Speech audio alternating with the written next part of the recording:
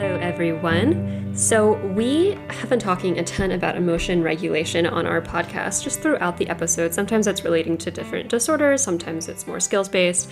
And today we just kind of want to talk about a really general phenomenon, which is when our emotions become so big and so like all of a sudden they just just totally hijack us, and we have no idea what to do with them, and we just start running with our emotions and doing what the emotions tell us to do. And we often end up doing things that we really regret.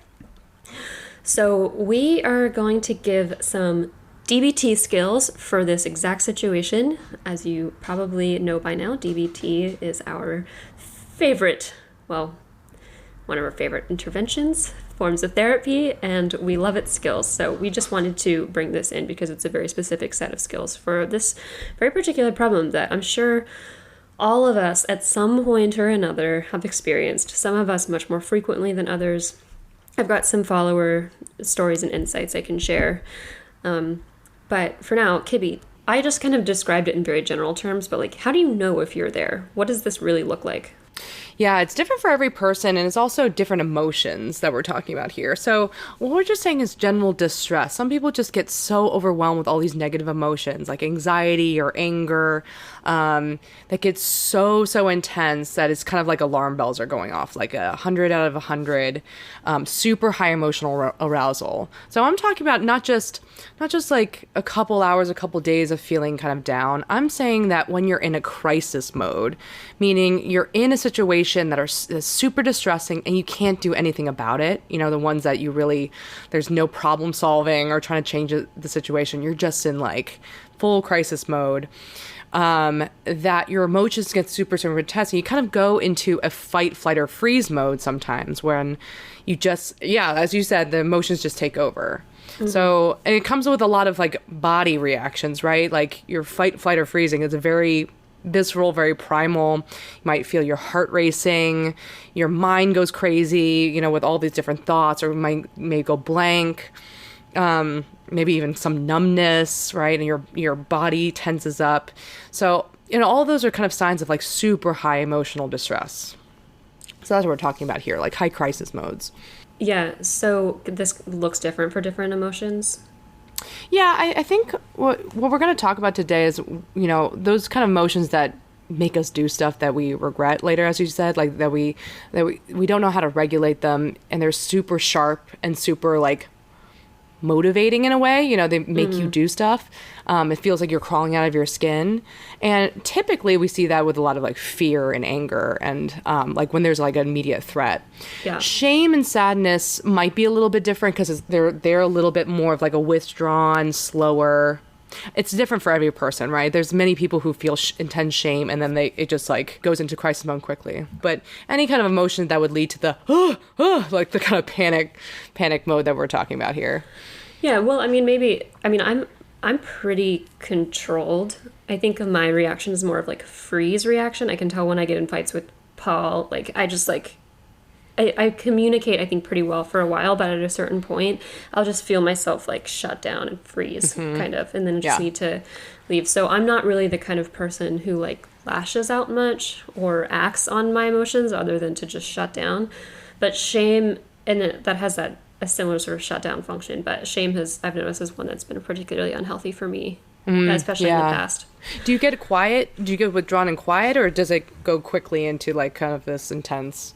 Yeah, I mean, with shame, so shame is such an interesting emotion because it tells you to do a bunch of different things. It tells you to withdraw, but it can also tell you to be angry, and that anger can be at yourself or at the person making you feel ashamed. And the theory is that because the emotion of shame is such an impossibly uncomfortable and horrible emotion that people can't feel it they can't stand to feel it very long, and so they'll switch it into anger and be like, no, how dare you make me feel this way? Or they'll be angry at themselves. And so I think in a way, like I kind of had that sort of reaction, I think mostly towards myself, like how could I do something like that? What's wrong with me? And then I would take unhealthy means of punishing myself for that, or sort of writing, like almost like I needed to punish myself to acknowledge that I was a shameful person or that I'd done something wrong without actually taking any healthy, like reparative action. And so yeah. So what did those like really intense periods feel like? Like, how did you know if you were like in crisis mode that we're talking about?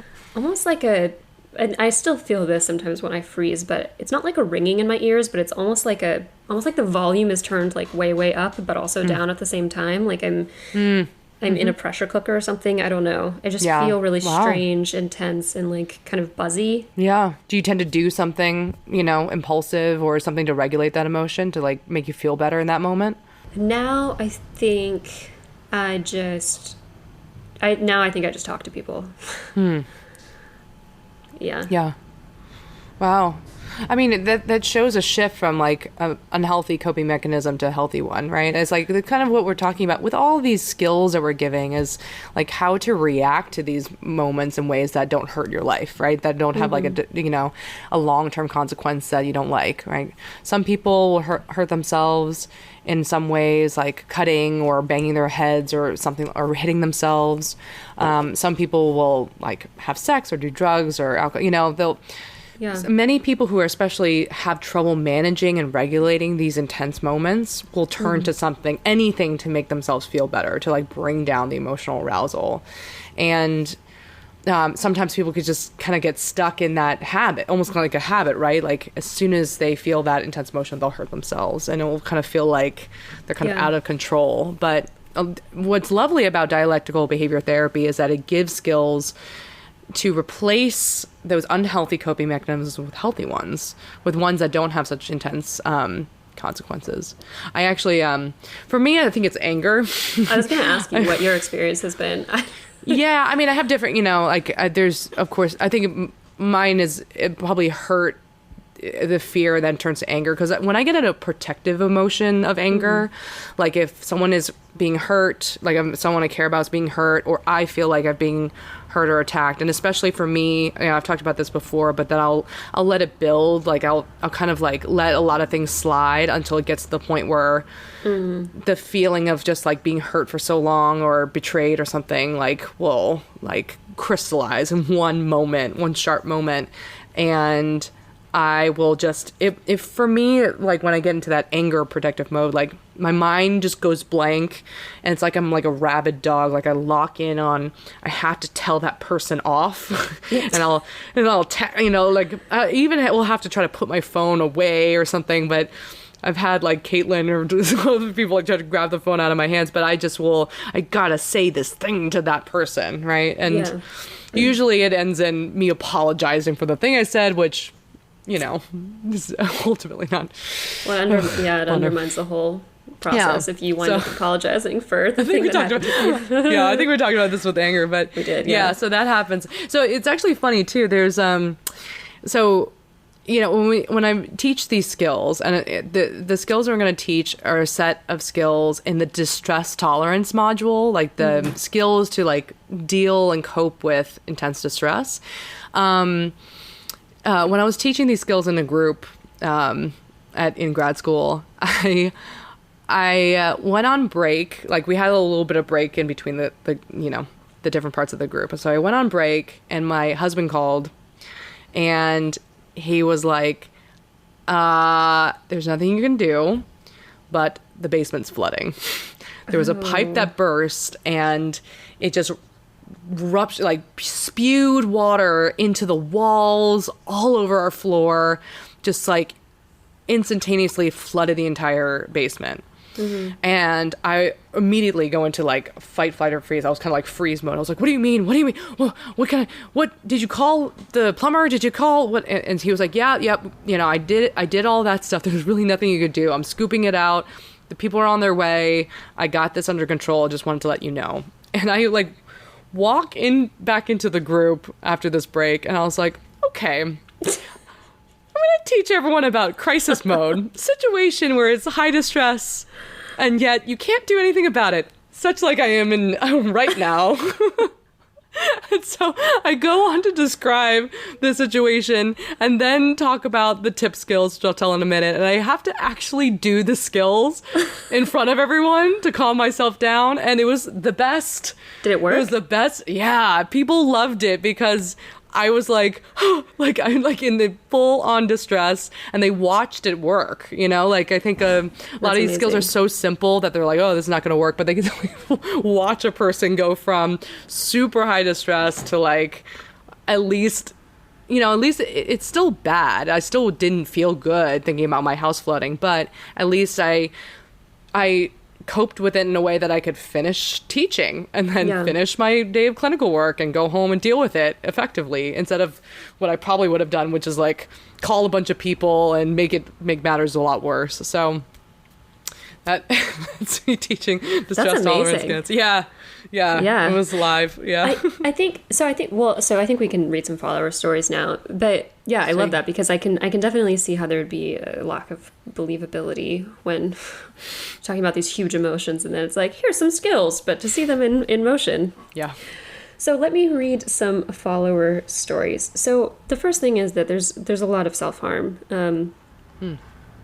One person said, when I was younger, I would have huge emotional floods and would cut myself as a release. I never self-harmed with the intent to end my life. It was just for those big emotions. I regret it now because I have scars and feel like people don't understand or make assumptions. Yeah. Oh, that's hard. Yeah, I mean, well, we'll do a whole self-harm episode at some point. It's a super interesting and important topic. But there's a lot of different reasons why someone self-harms without the intention to die. And a lot of it can be emotion regulation function, we say. Like, just there's nothing else that person knows how to do to calm themselves down that quickly. And so that's unfortunate. But yeah, that's a really good example of why people would really benefit from these skills, is like if they have a self-harm tendency to cope. Yeah, and I think self-harm is such like it's a huge feeling. It's a sharp feeling that kind of cuts through this sort of emotional, either numbness or extreme emotion. Yeah. And there's one TIPP skill that I think addresses this, at least tries to kind of replace that function. Yeah. So we'll get into that. Went to a funeral this weekend and said some things to my parents. So again, like, I don't know more about this story, but maybe in an appropriate context to be having words with family members, but also a funeral is one of those times that it just brings up such severe emotions that kind of thing might be more likely to happen. My best friend's mom replied that she broke all the windows in a woman's house when she found her fiance in bed with him. So she said she does not regret that one, though. Hey, anger is a function, you know? Good for her then. Yeah. Another person said, I self-harm and I always regret it afterwards, but in the moment it seems like a way to cope. Yeah, I mean, you hear that all the time. Self-harm comes then later with so much shame and regret, but in the moment it feels like it's the only thing that will work. It's the only thing that will bring that emotion down. This is one of my personal favorites. This is more dumb than anything, but once I cried and squished a sandwich in the middle of a Costco food court because the sandwich was falling apart.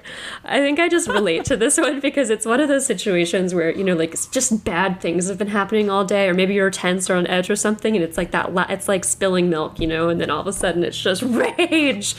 And I feel like I'm so reluctant to take out some big emotions on anybody else that I could see myself taking it out on a sandwich instead. Like, the sandwich can't get mad at me. How dare they? Yeah. Yeah, we can all relate to that moment. Yeah. Usually on the holidays, that sandwich squishing probably goes up. Uh-huh. So yeah, I mean, my family member who I've talked about, who suffers with alcoholism, hers, you know, I mean, she used to drink like a lot more often, and it was, it was this sort of like repeated drinking, and it's because she was in an emotionally abusive relationship, and now that he's her ex-husband, it's like, she's still, you know, every time she's relapsed, it's because of an interaction with him that she can't stand, and it's like, she's so smart, she is so talented, she's so everything, but there's just this thing where it's like, it's impossible, it's not impossible, but it feels impossible to get herself regulated when something like this happens. And so she just immediately goes out and drinks, no matter what the consequence. The long-term consequences are absolutely huge, but it's it's this knee-jerk reaction to just do what's going to work to get rid of that emotion because it's so unbearable. So it's that kind of sensation that we're talking about. Yeah. And when we teach these skills, distress tolerance skills, we got to think about how people cope with intense emotions in ways that damage their life, right? Like, if they're smashing windows and they're totally fine with it, great. Go for it, power to you. But if it's something like that, where her main go-to is alcohol or doing something impulsive like that, that has long-term consequences, and it's so sad because it feels like out of their control, and they defend it like, this is the only thing I can do to feel better. We get it, but and what we try to do is, we kind of think of it like these skills like tools in a toolbox. Like, we're just adding another tool. You have like alcohol or self-harm, but we're just going to add these other tools and see if trying them out gives you like some flexibility of, okay, I'm feeling really intense distress, and I'm just going to pick the thing that's less damaging. Here's an example actually of that. This is where, I actually taught these skills recently, is I was working in the psych ER and in the emergency room at my hospital, and there was a girl who was going through trauma treatment, and it was just really, really hard, really upsetting. She was a lovely person, and she's had a history of doing really damaging things when she gets upset, when she gets triggered, like compulsive behavior, like alcohol and drugs and things like that. And she had a really tough session of trauma treatment and was just like, she actually cut her arm and ended up in the ER because of that. And she said, we were kind of assessing the risk, and she said, like, I know this is not great. I know what I did was I'm not going to do this again, but I really didn't want to relapse. And this was the only other thing that was in the house. And so, you can see, like, she switched from one coping mechanism to another one that for her in her life was not as damaging, but still damaging. So I taught her these TIPP skills, and she was like, oh my God, great. And I really hope that she practices them. But you could kind of see where these skills apply. It's like, okay, if you're in a really tough spot, you have really intense emotions, try to just grab onto one strategy that doesn't have these like bad long-term consequences to your life. So that's kind of the mentality behind it. So I'm going to do a quick overview of these TIPP skills the way I teach them in DBT. I haven't done this one also. This is kind of fun. I love them. They're so these skills are just have the quickest and most dramatic impact. And so people can like love them because it works so quickly. So the way these TIPP skills is they work through calming the body down. So when you're in intense emotions, right, you're in the fight, flight, or freeze, your body's really reacting. A lot of CBT will teach you all these skills of how to think differently and whatever, but when you're in really, really high distress, your mind like goes blank, and thinking through the problem doesn't work as well, right? I'm sure, like, you've probably been there, I've been there. And so sometimes what's a little bit more effective is calming the physiological responses down, calming down your nervous system, which then clears up the mind to be able to think a little bit more clearly again, even for a few seconds. Yeah, I really like that because, and again, like, I'm someone who never notices or rarely notices how my body is contributing to my emotions. And I'll notice that, when doing CBT or doing like 3-component models where you help people understand what they're feeling by looking at their physical sensations, their thoughts, and their behaviors. It's like people can be very confused about their physical sensations. Like, we don't necessarily always relate how our body feels to what we're feeling mentally. And maybe that's why these skills aren't so readily available to us, because we don't think about calming the body down. Like, we don't even think about how that contributes. And so just saying like, all right, 2-second, like, I'm going to go do this skill that calms my body down. I don't even know why it works, but it's just going to work on the body. Maybe that's a new out in a way. Yeah, no, it's great. And you identify for yourself when you're in that crisis mode, like your mind goes blank, your body gets tense, you like lock in and rage. Like sometimes it's like almost this primal state. So it's like, you know, you figure out for you what are the signs that, you know, oh, I'm in a crisis right now. I'm in high emotion dysregulation. So the first skill in TIPP is T for temperature. So the actual name of the skill is tip the temperature of your face with cold water. Okay. This is why I hate acronyms. Okay, keep going. Yeah, I know. It's just T for temperature. Okay. I also just think of it as the ice skill. Okay. So the idea is to put ice water or ice around your forehead, covering your temples for at least 30 seconds. Okay. The reason why this works is that your body thinks you're going into a mammalian dive reflex. It thinks you're diving into a freezing cold lake or something like that. So your heart rate goes down, blood pressure goes down. So it's like conserving your oxygen, right? So yeah. It's kind of this survival mechanism that we have that we could leverage for calming the body down when you're really intense stress. So the best way to do it, I used to do this in group. It was super showy and fun, and I used to take a bowl of water, fill it with ice, and then fill it with water, right? So you have a big bowl of ice water, and then you put it on the table, and then I would shove my whole face, covering even my temples, in the ice water, and I'd have someone time it for 30 seconds.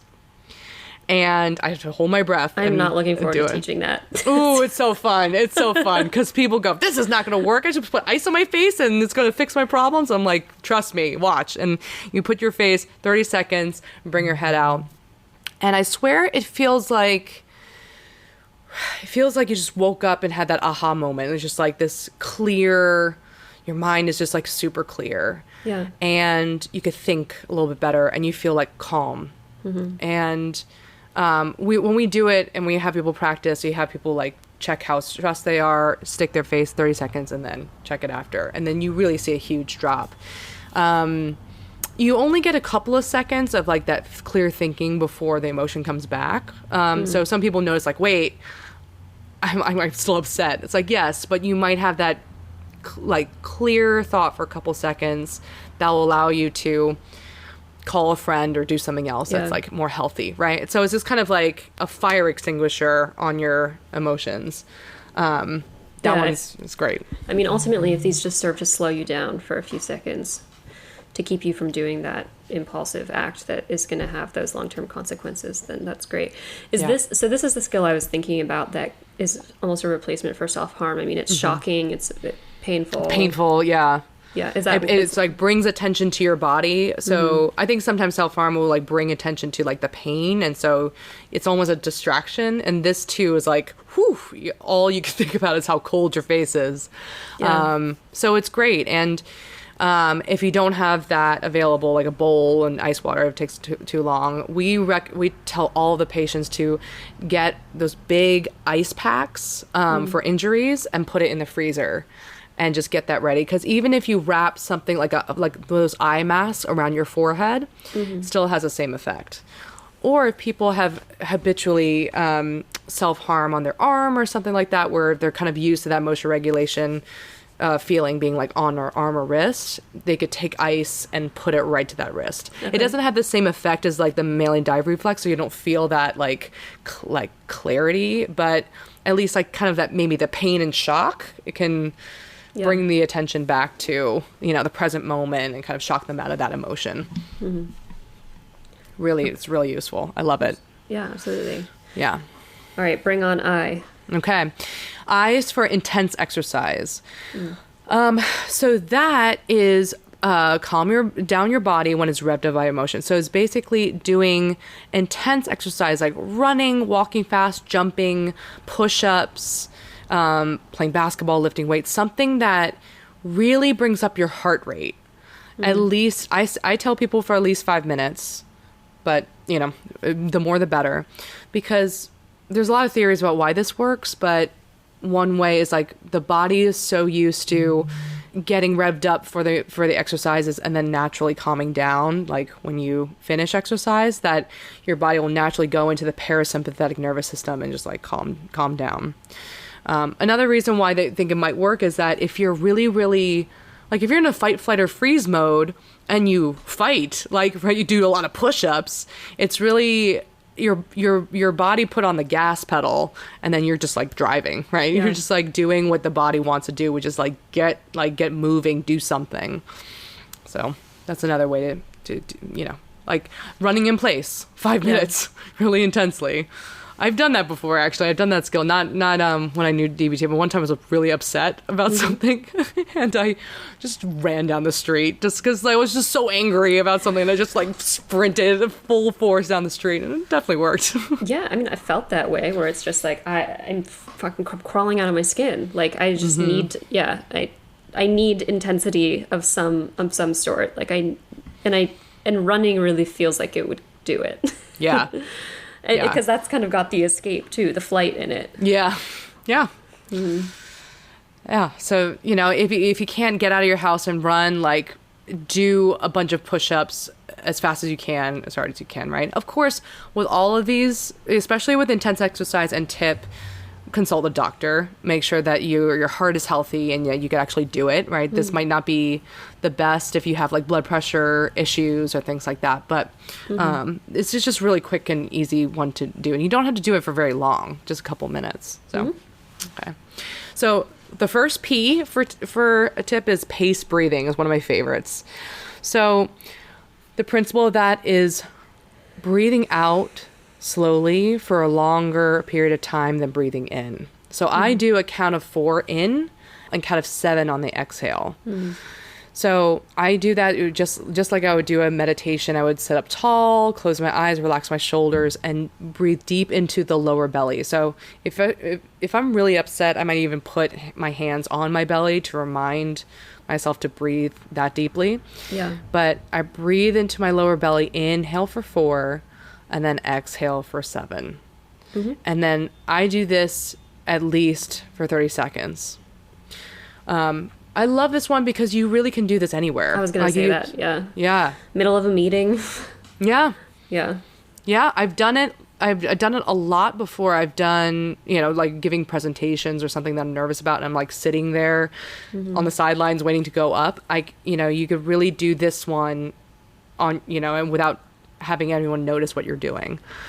And when I do it, all practice, but like when I do it, I have this, it turns on your parasympathetic nervous system. Kind of like when you take a big sigh, or when you're done working out, you just naturally like breathe out slower. So if you do that, I feel the parasympathetic nervous system kick in, and I feel like my head is a little heavy, I'm a little sleepy, I'm a little weighted down, a little groggy. And which is super useful if you're in really high distress. Like even that sleepiness could like take the edge off, So that's a great one. I really love that one. You could practice it at any time. And no one will know that you're doing a tip skill. It also helps you fall asleep. It does, yeah. Actually, I did. This is a skill that I taught in my dissertation, and a lot of people gave feedback at the end that says I practiced this when I tried going to sleep, and now I could sleep better. So, if you have seriously, like if you have issues going to sleep, try breathing in for a count of 4 and out for a count of 7, and really long and slow on the out breath. It doesn't have to be 7. You can do it at your own pace, but it's just like, right? So. And then the other P, the last P, is paired muscle relaxation. This one, Jacqueline's squeezing her fist. She's like ready. She's like, oh God, I'm going to do it. This one I feel like is a little, it's good for like sleeping or when you have a long period of time. Because this takes time. This is not as like quick as sticking your face in ice water in 30 seconds, you're good. This one is, it's a little bit slower. You breathe super deeply again, right? And then and it's a little bit more meditation, closing your eyes or just paying attention to your body, noticing where you feel really tense. And the way to do it properly is to go through each muscle group, squeezing the muscles and then releasing them.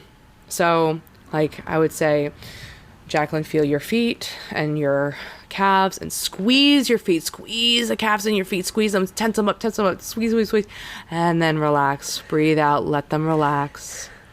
Yeah. And then squeeze your thighs, squeeze your thighs. Just making the face like squeeze as high as you can.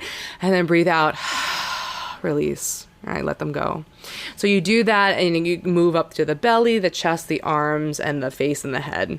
Mm-hmm. And the reason why that's really useful is when you contract your muscles and then relax them, your muscles actually kind of relax a lot more than if you just said, okay, I'm just relaxing. So, so at the end of it, your body feels like kind of more buttery and more like, how do your feet feel or legs? Do you feel any difference? Yeah. A little bit. I mean, I was not in the emotional state that would exactly. Yeah, that would necessitate this. Yeah. But I can see if I were, there's that tenseness already, that just amped upness, and if you take the time to just squeeze it out and then relax it, there's a satisfaction to that. Yeah.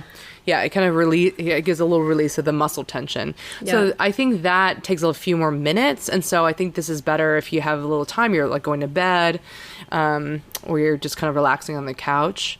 You could also look on guided paired muscle relaxation meditations on YouTube and on the internet. There's a lot that you could just like type it in and just have someone walk you through it. Maybe I'll find one and put it on our website. Yeah, but I really like it. I can already feel it becoming sort of addictive. Like it feels really You're good. Just like tensing your I wish people could see you. You're just like squeezing. I'm squeezing my tendons that I have in place of muscles. There you go. So Jacqueline's practicing the paired muscle relaxation for everyone who can see. I feel super calm. So so those are the T for temperature, I for intense exercise, paced breathing, and paired muscle relaxation. So those are 4 really good skills. And what we tell people is like, please practice them when you're not in high emotional distress. We give the homework, like practice it at least once a day, even when you're just a little distressed, because when you're in that really intense mode, fight, flight, or freeze, you just go to something, right? You just almost impulsively like just lock onto something and do it. And if you practice these skills, they become like muscle memory, right? They're just like, oh, I don't even have to think about it. I'm just going into my freezer, slapping on my eye mask on my face and just like breathing deeply for a couple seconds, right? So you practice it when you're not in that crisis mode so that you could even see the effects.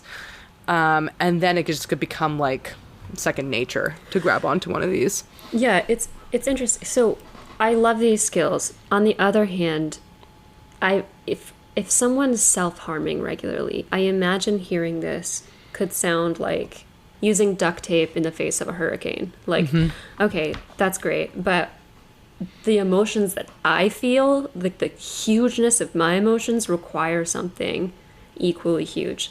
Like cutting myself, like, and by the way, for the men out there, I mean, cutting is often associated with women, but punching walls is a typical form of male self-harm. So, you know, these urges to take it out on yourself or to take it out on other people, it can feel like you need something equally huge, and I wonder if these skills feel big enough. And one insight I had from my friend who actually provided the interview for our borderline episode, she's in DPT right now, and she's also just doing really well. And so she's saying, like, I love these distress tolerance skills, but I think I love them because I'm doing well right now, and so I can accept them. Whereas before, I don't think I was even willing to accept them. Yeah, I mean, there's a lot to be said about being in a place in your life when you are ready to change, right? Like, you know, some people are just like, no, doing drugs or cutting myself like that, I'm not I'm not willing to go into treatment. I'm not willing to apply skills. You always have to be ready for intervention, right? Ready to change. And it does take a lot. And it sometimes with therapy, you have to really highlight, like, this is really damaging your life, the way you're coping with it. Can you try at least one other thing to try to move the needle so it's not like you're ending up in the hospital all the time or hurting yourself, right? Yeah. So, and for a lot of people have said that, like, oh, I'm going to put ice on my face and I'm just going to stop, you know? And I say, like, their homework is to try it. Like, don't believe me. That's fine. Try it. People are amazed by how much it actually does work. And with all of these skills, it's not, some people say, oh, it might be just like a Band-Aid or like a fire extinguisher on like a blazing fire. Yes, I would say that if you're just using ice, only ice, and it's not going to fix like your intense emotions or intense pain. Other things might be helpful, but at least it will bring down the intensity, like the edge off of these intense emotions, so that you can think clearly and then go, okay, I feel a little bit better. I feel a little bit less at risk. Now I'll turn to the other things that are helpful. I'll call my friend. I'll take a walk. I'll try to fix a situation a different way. Right. So it kind of gives the reins back to you, so you can, you know, get a little bit more control over the situation. Just a little bit, right? Yeah. So. It buys you a little bit of time, gives you a little bit more control to just take a slightly, healthier route. And hey, if it reduces the amount of time they self-harm or do the other impulsive, like, maladaptive cohesion, great. You know, if it just makes someone not cut once, great, right? So we're doing, like, some people need some baby steps towards recovery in that way. Yeah. The one thing I will say about these skills, the one caveat, is that it does bring down emotion really fast. And for people who tend to avoid emotions, use this with caution. Like, really think about with your therapist, or, you know, think how this could fit in, because we don't want to say, okay, every time you feel upset, stick your face in ice water, don't feel anything, go on with your life, right? Right. Like, emotions are really important. And if you're noticing that you're using any of these skills, or really anything, to numb out and stop feeling emotions, that's not going to help you, because often people will just that means they'll stay in the situation that is upsetting, right? If, like, you're in an abusive relationship, every time you get upset, you seem to be using the ice skill all the time, or you're doing intense exercise over and over and over again, that should be a sign that, well, maybe you need to change the situation. Maybe you need to get out of there. Maybe you need to do something else to not always be in crisis mode, right? So it's a Band-Aid. It's helpful. But if you're using that Band-Aid all the time, you got to heal the wound, you know? Yeah. I agree with you. I think sometimes it can be tricky to tell, maybe, like, when you're avoiding emotion versus when you're appropriately trying to calm yourself down. But I like the distinction you made about, like, if you can tell that this is a contextual issue, like, these things are happening in the context of a relationship, and you're doing it all the time, you're in distress all the time, like, right. That's not, you know. Yeah. I guess, I mean, along with that, like, we do always want to bring this podcast back around to how we can help friends with this. And I like these skills because it's kind of obvious. Like, you can help your friend with all of these. You can stack their freezer with ice packs. If this is your boyfriend, girlfriend, stack your freezer with ice packs. You can, you know, walk someone through the breathing. You can walk them through the progressive muscle relaxation. Yeah, I mean, all the things you're saying, we actually do sometimes will encourage the partner or loved one or roommate or someone trying to apply these skills, and be like, here's the sheet with all the TIPP skills.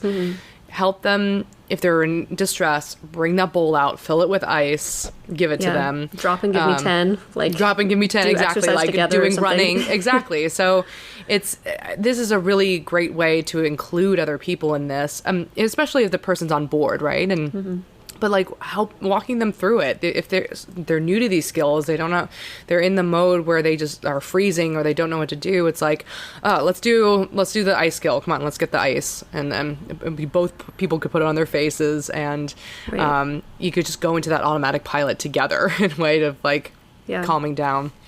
And also pointing out what you were just talking about, like, if they're throwing ice on their face every week, and you're noticing that, like, speak up. Yeah, just like, wow, you know, you're in crisis mode a lot. Like, if you are putting ice on your face every single day or every other day of the same situation, it's like, wow, does it make sense to stay in something or to, you know, accept a situation that, you know, puts you in a dysregulated, intense, emotional fight, flight, or freeze state? No, like, let's figure out how to get you out of there. Do some of these skills work better for people who are prone to fight, flight, or freeze? Like, the ice skill is for freeze, right? No. Freeze just means, like, no, that's a good question. Freeze just means, like, one of the 3 ways that your body goes into survival mode when it's intense stress. So no, I know, but typically people would use the ice skill if, like, I mean, that stops dissociation, right? That stops, like, variations. Right, of but the it could freeze. help all of them, right? So Okay. actually using the ice, it's not like ice for freeze, it's like ice for any of those three. Because really what it's doing is that your body is just going into survival mode, so that your sympathetic nervous system is going up. And different people react with fighting, running away, escaping, or freezing, staying still and like surrendering. So all of these skills could work for any of these responses. And it just so happens that it's just like ice and freeze. So it's just, they're not connected. I didn't make You could that. I use didn't it make whenever. that connection at first, and then when I realized you were making that connection, I was like, "Oh no!" Oh, was it? No, I think it's the people who are at home and they just are like, I don't know what to do. I don't know what to do. It's just a simple thing to go to their freezer and put that on their face, and so it can kind of like. Usually people are like in a panic mode or something like that where they're like they don't know what else to do. The ice is so easy to hand them and put them on their face that's why I associate it with that. But I've seen people who are going to rage spirals who also use the ice, and it's really helpful. Yeah, I guess I was just thinking like when I go into these, I don't know if I really should call them freeze responses, but I feel like that's more of kind of what I do than the other. Like I don't know if I would have the wherewithal to get up and do intense exercise, but I kind of want to. Because that just doesn't feel like it fit when I'm like just wanting to sit there and like escape. But then I'm like, maybe I should try it. Just like go in the other room and do the opposite of what I would normally think would work. You're going into the right direction where you're getting curious about the different skills to use in the different states. And I think that's really how we like to apply it. It's like we give those 4 and we're like, try them all out. Yeah. Right. And maybe one is really useful when you're like super angry. Maybe intense exercise is the one that does it for you. And maybe ice doesn't really work there. But so it's a lot of like trial and error here. And it's about what works for you. Like, I'm not going to say, every time you feel shame, the ice skill is the only thing that works. No, it's whatever's available, whatever you can grab onto quickly that makes you feel better and lets you be more effective after that, So whatever works. I'll put like a worksheet that it's all available online, these DBT skills, but I'll put a worksheet online, and so you could find a YouTube or some kind of like guided version of these skills, and I'll put it on our website. But these, it's very simple. Give it a try. Don't believe me, just go try them out for yourself. Write to Jacqueline's Instagram and let us know if it worked or not. We'd love to hear that. That would be great. Okay, well, thank you all so much for tuning in. We hope you found this helpful. As always, I'm leaving feeling more equipped. And thank you all who submitted your stories. I know, they ranged from, some of you were quite comfortable, and then others, these were probably really painful to share. So thank you so much again to everybody who messaged me. And we always love reaching out to us through our email on our website or Jacqueline's Instagram with suggestions and requests for what to cover. It may take us some time to get to that particular topic because what we're trying to do is find good guests and good experts to talk about that. To talk about like some really interesting topics that people requested. So it might take us a while, but we really appreciate you reaching out to us. We love hearing from you. So yeah, I second that. A lot of you have been asking for a couple different episodes pretty consistently, and we are not ignoring you. We absolutely will come out with them, but we want to make sure we have the best expert possible so we get you the best information. So we will see you all next week, and thank you for listening again, and goodbye. By accessing this podcast, I acknowledge that the hosts of this podcast make no warranty, guarantee, or representation as to the accuracy or sufficiency of the information featured in this podcast. The information, opinions, and recommendations presented in this podcast are for general information only, and any reliance on the information provided in this podcast is done at your own risk. This podcast and any and all content or services available on or through this podcast are provided for general, non-commercial informational purposes only and do not constitute the practice of medical or any other professional judgment, advice, diagnosis, or treatment, and should not be considered or used as a substitute for the independent professional judgment, advice, diagnosis, or treatment of a duly licensed and qualified healthcare provider. In case of a medical emergency, you should immediately call 911. The hosts do not endorse, approve, recommend, or certify any information, product, process, service, or organization presented or mentioned in this podcast, and information from this podcast should not be referenced in any way to imply such approval or endorsement.